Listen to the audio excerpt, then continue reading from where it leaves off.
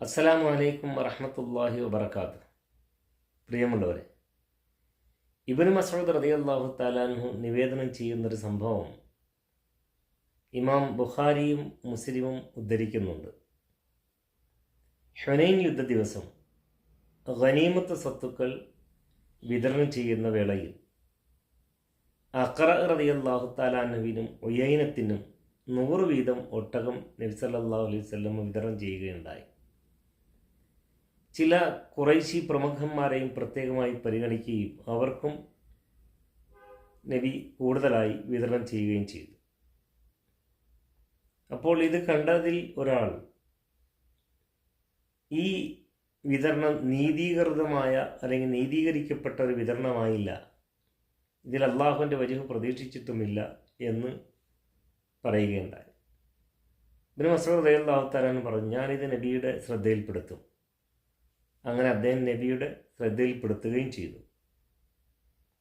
അപ്പോൾ നബിയുടെ മുഖം വിവർണമായി, ചെഞ്ചായം പൂണ്ടതുപോലെ വിവർണമായി.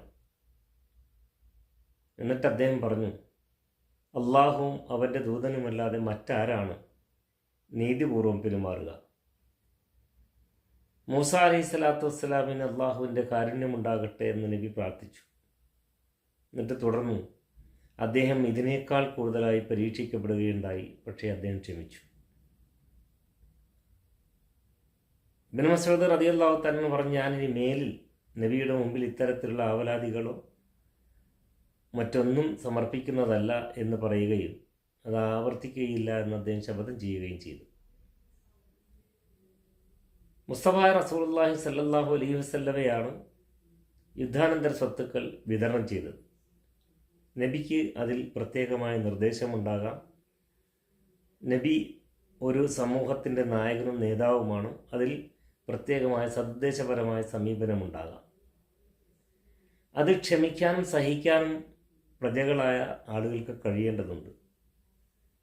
ഇത്തരം ചില സാഹചര്യങ്ങളൊക്കെ പലപ്പോഴും നേതൃഭാഗങ്ങളിൽ നിന്നുണ്ടാകുമ്പോൾ സദുദ്ദേശപരമായൊരു സമീപനമാണ് അത് എന്ന് ഉൾക്കൊണ്ടുകൊണ്ട് ക്ഷമിക്കാനും സഹിക്കാനും നമുക്കൊക്കെ കഴിയേണ്ടതുണ്ട്. തൊട്ടതിനൊക്കെ പ്രതികരിക്കുകയും തൊട്ടതിനൊക്കെ ചോദ്യം ചെയ്യുകയും ചെയ്യുന്ന ഒരു സാഹചര്യത്തിലേക്ക് എത്തപ്പെടുമ്പോൾ നമ്മളിലെ ഐക്യവും സാഹോദര്യവും സമാധാന അന്തരീക്ഷവും ഒക്കെ നഷ്ടപ്പെടുന്നതിന് കാരണമായിത്തീരും.